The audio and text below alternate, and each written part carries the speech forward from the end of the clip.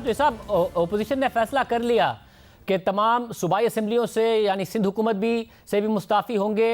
कब होंगे इसका ऐलान बाद में किया जाएगा, मगर उसूली फैसला हो गया है। वज़ीर आज़म कह रहे हैं मैं बाई इलेक्शन करा लूंगा। ओपोजिशन कह रही है ये बाई इलेक्शन इतने ज़्यादा कराना मुमकिन नहीं होगा और हम इस्तीफे दे के खामोश नहीं बैठे होंगे, एहतजाज ही कर रहे होंगे। आपके ख्याल में हो जाएंगे इलेक्शन और ये मामला चलेगा ऐसे ही आगे? देखिए, दो पहलू है ना, एक तो आईनी पहलू है और एक जो है वो सियासी पहलू है। अगर आप खालिस्तान आईनी पहलू को सामने रखें तो फिर तो जाहिर है इस वक्त जो हमारे मेंबरान की तादाद है वो इस कदर ज़्यादा है कि उसके लिए कोरम का कोई प्रॉब्लम नहीं है। यानी 84 अरकान चाहिए होते हैं कोरम के लिए और आपको 172 लोग चाहिए हैं हुकूमत को अक्सरियत के लिए, और इस वक्त हुकूमत के पास जो है वो अक्सरियत से भी ज़्यादा लोग हैं। लिहाजा आइनी तौर के ऊपर तो कोई अमर माने नहीं है कि अगर इस्तीफे दे अपोजिशन तो आप उसकी जगह इलेक्शन जो है वो जा सकते हैं। दूसरा जो इसका मामला है वो सियासी है।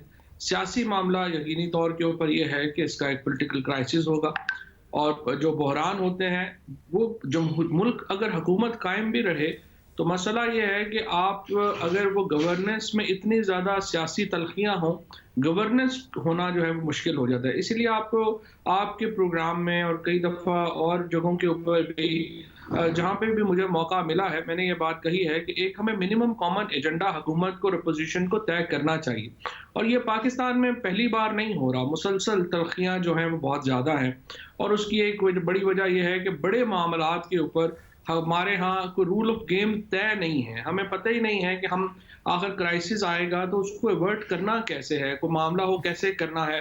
एहतसाब के ऊपर इस वक्त मामला अड़ा है और अपोजिशन का ये हकीकत है कि मैं पॉलिटिकल स्टेटमेंट नहीं दे रहा। सच्ची बात यह है कि अपोजिशन को अपने 8-10 केसेस से बढ़कर किसी और मामले से कोई बड़ी दिलचस्पी नहीं है। और फिर फौजी साहब मगर फिर अब यहाँ से आगे बढ़े कैसे? अगर अगले 1 महीने तक, अब वो तो ये कह रहे हैं कि जी हम शटर डाउन स्ट्राइक की भी बात करेंगे, प्रोटेस्ट भी हो रहे होंगे, रैलियां भी निकलेंगी, लाहौर जलसे के बाद ये मामला चलेगा, फिर इस्तीफों पर बात जाएगी, तो ये इस मामले से निमटने के लिए आपकी स्ट्रेटजी क्या है? आपको लगता है हुकूमत चलती रहेगी, हुकूमत भी मौजूद है, इदारों की सपोर्ट भी हुकूमत के साथ मौजूद है, तो हुकूमत को कोई खतरा नहीं है, अदम इस्तेहकाम का भी मसला नहीं है, या कोई स्ट्रेटजी है इससे निमटने के लिए?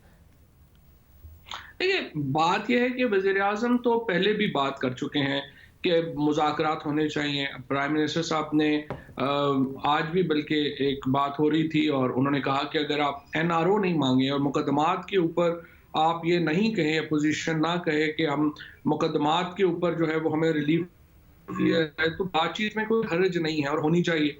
मसला ये है कि अपोजिशन में भी आप जब नैब की अमेंडमेंट आ रही थी आपके प्रोग्राम में, मैं उस वक्त भी ये अर्ज कर रहा था कि हमें उन मामलात से बात शुरू होती है जहाँ पे कोई इत्तफाक राय हो सके। अगर आप सबसे ज़्यादा इख्तलाफी मसले से बात शुरू करना चाहें तो वो फिर बात शुरू में ही आगे नहीं बढ़ रही।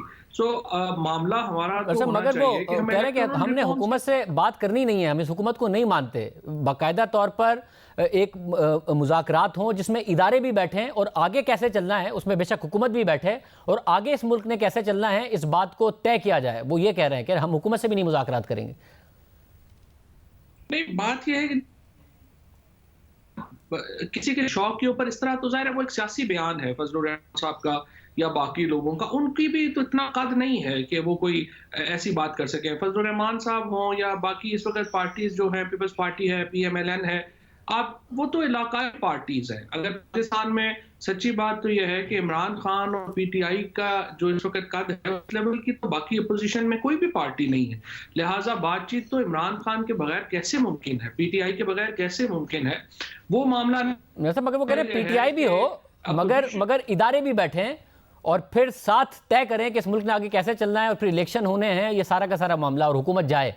ये उनकी डिमांड है कि इस तरीके से मुज़ाकरात हो सकते हैं। तो इसका कोई फ्रेमवर्क हो सकता है?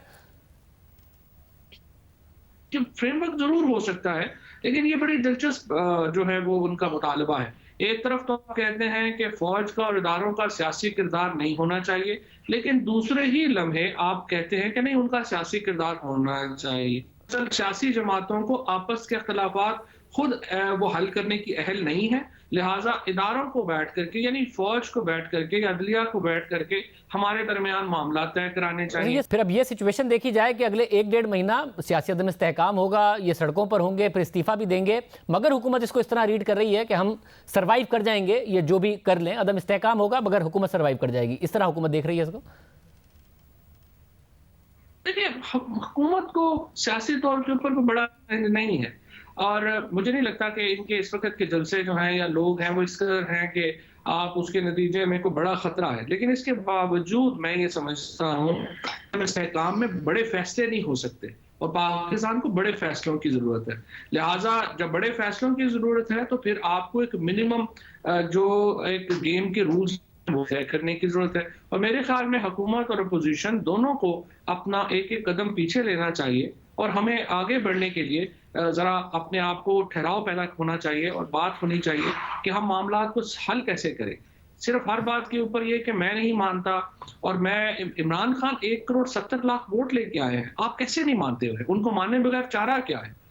बाकी जो इस वक्त हमारे जो बाकी लीडरशिप है, बिलावल साहब हो, मरियम हो, फजलुर रहमान हो, ये इमरान खान के करीब भी नहीं है अपने सियासी कद में। सो लिहाजा ये कहना कि मैं नहीं मानता और रोजाना हम एक डगर पकड़ लें, उससे तो बात नहीं चलती।